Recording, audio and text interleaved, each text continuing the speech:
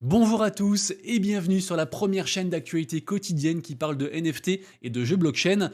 Aujourd'hui est une grande première. Pourquoi? La vidéo n'aura jamais été aussi courte. C'est fou. Pourquoi? Deux raisons. Première raison, j'en ai parlé hier longuement dans la vidéo d'hier, allez la voir. Il y a trois grosses tendances actuelles et différentes mécaniques liées au marché qui font que le momentum n'est pas là, le bon moment n'est pas encore là dans les NFT. Donc allez voir la vidéo. Et la seconde explication, c'est parce qu'en fait, on est en train de vivre une espèce de meme coin saison, et donc tout le monde est focus sur ces meme coins en fait qui pumpent de partout, tout écosystème confondu. Regardez-moi ça, un Shiba 70%, Floki 110%, c'est incroyable. Et par contre, on en parle après, il y a deux collections NFT qui peuvent bénéficier de ces pumps. Et si ce n'est pas encore fait, pensez déjà à liker la vidéo et à vous abonner à la chaîne pour justement louper aucune vidéo. Aujourd'hui, la vidéo du jour est réalisée en partenariat avec le site d'information gratuit et disponible en français Cryptonaut. Vous le savez, j'en parle régulièrement, c'est un site tout en un avec de l'actu quotidienne sur tout ce qui est NFT, crypto, mais aussi finance tradi, et après aussi des articles plus de fond, des comparatifs, des guides, les nouvelles cryptos, les nouveaux projets ICO, Memecoin, etc. C'est vraiment un tout en un, et après c'est à vous de faire vos recherches. Vous aurez tous les liens en description, et merci beaucoup à Cryptonaut de soutenir la chaîne. Comme d'habitude, on démarre tout d'abord par un petit récap du marché NFT. Alors, il y a beaucoup de choses à dire. Déjà, première chose, sentiment de marché à 41, donc au-dessus des 40. Donc ça, très bon indicateur qui nous dit que les gens sont de nouveau plus attentifs à ce qui se passe sur le marché NFT. Par contre, retracement global, surtout côté Solana et côté Ethereum du marché NFT. Pourquoi? J'en ai parlé du coup hier. C'est aussi notamment parce que les liquidités sont plus focus sur la blockchain Bitcoin, même au niveau NFT, je veux dire. En tout cas, indicateur global Blue Chip Index à 5600 ETH de market cap, donc l'indicateur de bonne santé des collections NFT les plus capitalisées sur Ethereum, et des volumes quasiment à 70 millions, assez impressionnant.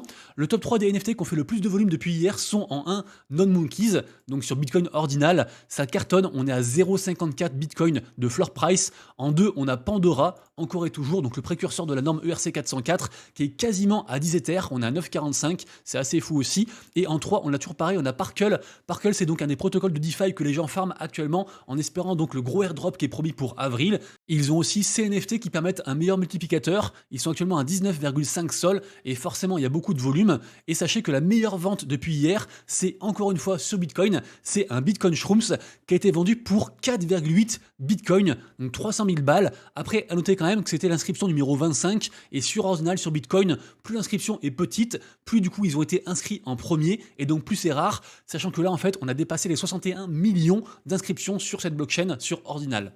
Ensuite, je vous le disais en intro, on vit actuellement une sorte de memecoin saison, et donc ça peut être intéressant de voir quelles collections NFT sont liées à différents memecoins.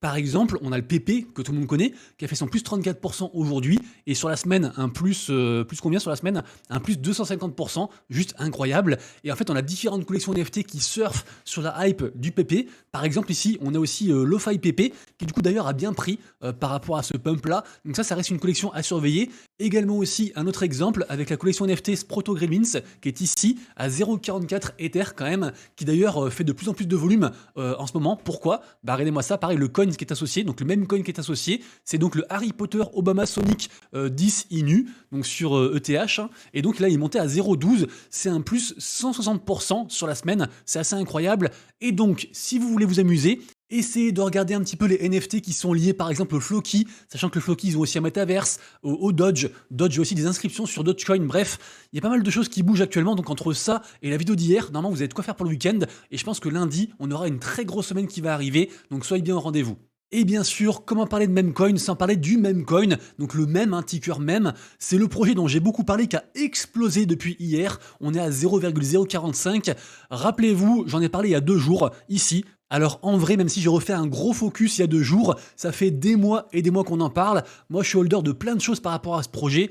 On rappelle que ce projet, en fait, c'est le projet donc de Memeland, qui est un immense projet qui est lié à 9gag, une grosse boîte en fait basée sur les mèmes, qui ont des dizaines de millions de followers à travers le monde. Allez voir la vidéo que j'ai faite du coup il y a 2 jours hein, pour être plus au courant de ce qui se passe. Et donc ça y est, enfin, ils ont annoncé l'arrivée de Stakeland pour semaine prochaine, qui sera entre autres un gros programme de stacking et de récompense. Donc entre ça, cette belle annonce, et puis la hype sur les mêmes coins, forcément du coup le projet est en train d'exploser. Et je rappelle encore une fois qu'il y a des NFT qui sont associés, qu'il y a encore du même coin bloqué sur ces NFT, et que ici vous avez les différents prix, donc 5,50 pour du coup le Captains, 2,40 pour la Patatose, et 95 pour les MVP. On est en ETH hein, quand même, donc c'est des gros prix. Et on apprend juste en dessous, donc ici, que par exemple pour un Captains qui coûte quand même 20 000 $ au cours actuel, à un 5 Ether 50, forcément ça a beaucoup augmenté suite aux annonces. Et bah donc pour ce Captains, à l'intérieur on a l'équivalent de 30 000 $ de token même au prix actuel à 0,045. Donc si rien ne bougeait et qu'on pouvait vendre les mêmes directement, en fait en achetant un truc qui vaut 20 000, et ben on a un capital entre guillemets de 50 000 $. Après, bien sûr, c'est que spéculation, mais juste pour vous dire que voilà, je suis très content parce que moi, je suis holder, ça fait des mois et des mois qu'on en parle, et donc ça arrive semaine prochaine, et ce sera l'une des news les plus importantes à suivre. Rapidement ensuite, la marketplace Magic Eden, nouvellement arrivée sur Ethereum, multiplie les opérations d'incentive, les opérations d'encouragement, et là en fait on a 0% de fees sur la marketplace pendant 48 heures, donc assez intéressant. Et je rappelle aussi que si on utilise, on gagne en fait des diamants, et que ces diamants donneront plus tard un airdrop de tokens de crypto NFT, donc très intéressant. Je vous reparle ensuite des Crips du projet Overlord. J'en ai beaucoup parlé parce qu'en fait, il y a un lien direct avec le gros projet Portal Coin qui a donc fait son gros airdrop il y a 2 jours. Pareil aussi, ça fait des mois et des mois qu'on en parle, ça fait au moins 3 mois qu'on en parle. Et donc, ils étaient encore à 5 Ethers il y a 2 jours, ces NFT. Et là, ils ont dumpé, ils sont tombés à 3,5. Pourquoi? En fait, c'est tout simple, en fait. Ils ont fait le airdrop. Donc, c'était 2700 tokens Portal par NFT. Donc, à un prix de environ 2,1.